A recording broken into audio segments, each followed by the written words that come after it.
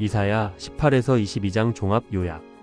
이사야 18에서 22장은 여러 이방 민족과 유다에 대한 하나님의 심판과 경고, 회복과 구원의 메시지를 담고 있습니다. 이사야 18장 요약.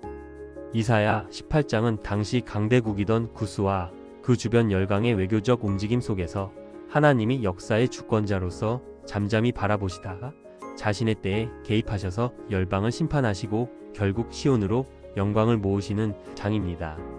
이사야는 아수르의 위협에 대비하여 구스가 여러 나라의 외교 사절단을 보내는 것을 바라보며 인간의 힘에 의지하지 말고 하나님의 역사하심을 보라고 말합니다.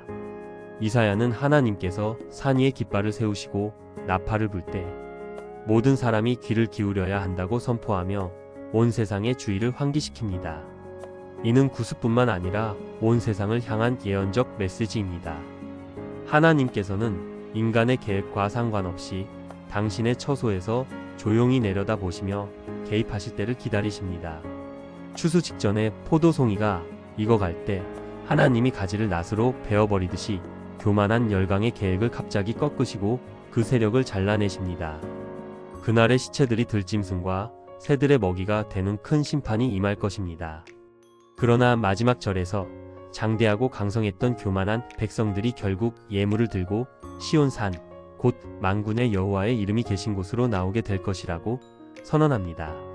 심판으로 끝나는 것이 아니라 열방이 시온으로 돌아와 하나님께 영광을 돌리는 장면으로 마무리됩니다. 이사야 19장 요약. 19장은 애굽, 즉 이집트에 대한 강력한 예언입니다. 하나님께서 빠른 구름을 타고 애굽에 임하시면 그들의 우상들이 떨고 애굽 사람들의 마음이 녹아내립니다. 애굽은 내전으로 혼란에 빠지고 그들이 의지하던 마술사들과 신들도 아무 도움이 되지 못합니다. 나일강이 마르고 경제가 무너지며 지혜롭다던 바로의 모사들도 어리석은 조언만 하게 됩니다. 그런데 놀라운 반전이 있습니다. 심판 후에 애굽 사람들이 하나님을 알게 되고 하나님께 제사를 드리며 서원하고 갚게 됩니다. 더 놀라운 것은 애굽과 아수르 그리고 이스라엘이 함께 하나님을 섬기는 날이 온다는 약속입니다. 그날에 이스라엘이 애굽과 아수르와 더불어 셋이 세계 가운데서 복이 되리니라는 말씀처럼 원수 같던 나라들이 하나님 안에서 하나 되는 모습을 보여줍니다. 이사야 20장 요약. 20장은 이사야 선지자가 3년 동안 벌거벗고 맨발로 다니는 상징적인 행동을 통해 이집트와 에티오피아가 아수르에 의해 포로로 잡혀갈 것을 예언하는 내용입니다. 이는 당시 유다가 아수르의 위협에 맞서 이집트나 에티오피아와 동맹을 맺으려 했던 시도들이 헛된 것임을 경고하기 위함이었습니다. 이사야 21장 요약. 이사야 21장은 바벨론, 에돔 두마, 아라비아의 멸망에 대한 예언입니다. 각 강대국은 교만과 세속적 힘에 의존했지만 하나님께서 예언하신 대로 페르시아에 의해 모두 멸망의 심판을 받게 됩니다.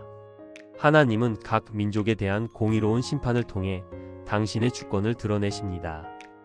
이사야 22장 요약. 22장은 환상의 골짜기 예루살렘에 대한 예언입니다. 예루살렘은 하나님의 임재가 있는 도성이지만 실제로는 세속적인 쾌락에 빠져 있고 하나님보다 애굽이나 바벨론을 의지하는 등 영적 분별력을 잃은 도시였습니다. 이에 하나님은 이 예루살렘을 환상의 골짜기라 부르시며 그들이 의지하던 모든 것을 꺾고 심판하실 것임을 선포하십니다. 하나님께서 예루살렘을 향해 너희가 무슨 변을 당하였기에 모두 지붕에 올라가 있느냐? 고 물으십니다. 예루살렘 성읍은 아수르에 의해 포위되고 폭동과 소동으로 가득했습니다. 그러나 지도자들은 백성을 보호하기는커녕 도망치기에 급급하다. 활 한 번 제대로 쏘지 못하고 사로잡혔습니다.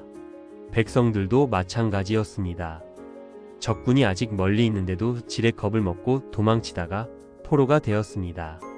이것은 비겁함과 믿음 없음의 결과였습니다. 이사야는 이 광경을 보고 깊이 통곡합니다. 다들 비켜라. 혼자서 통곡할 터이니 나를 내버려 두어라. 그는 자기 백성의 멸망을 보며 위로받기를 거부합니다. 이것은 단순한 감정적 반응이 아니라 하나님의 마음을 반영한 것입니다. 만군의 하나님께서 친히 환상 골짜기에 혼란과 학대와 소란을 일으키시는 날을 정하셨습니다. 성벽이 무너지고 살려달라는 아우성이 산에까지 울려 퍼졌습니다. 엘람과 기르 군대가 예루살렘을 포위하고 예루살렘의 기름진 골짜기들은 적군의 병거 부대 주둔지가 되었고 성문 앞 광장은 기마 부대의 주둔지가 되었습니다. 이렇게 유다의 방어선이 완전히 뚫린 이런 위기 앞에서 백성들은 회개하고 하나님께 돌아서야 하지만 백성들은 무기를 준비하고 성벽을 보수하고 물을 저장하는 등 물리적인 준비만 하며 하나님을 의지하지 않았습니다. 오히려 먹고 마시자 내일 죽을 테니라며 향락에 빠집니다. 하나님께서 통곡하며 회개하라고 부르시는데 사람들은 잔치를 벌이는 것입니다. 이에 대해 만군의 주님께서 이사야의 귀에 대고 엄중히 말씀하셨습니다. 이 죄는 너희가 죽기까지 용서받지 못한다. 이것은 이 죄가 얼마나 심각한지를 보여주는 표현입니다. 이어서 하나님은 궁중 총책임자 셈나를 물리치시고 대신 충성된 엘리야김을 세우시겠다는 약속을 하십니다.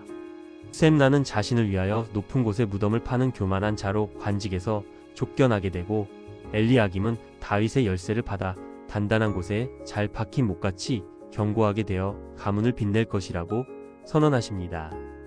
이는 하나님의 주권적인 통치를 보여줍니다. 하나님은 여전히 이스라엘을 위한 구원의 계획을 가지고 계시며 다윗의 집에 대한 하나님의 언약을 잊지 않으신다는 메시지를 전달합니다. 그런데 마지막에 또 다른 경고를 하십니다.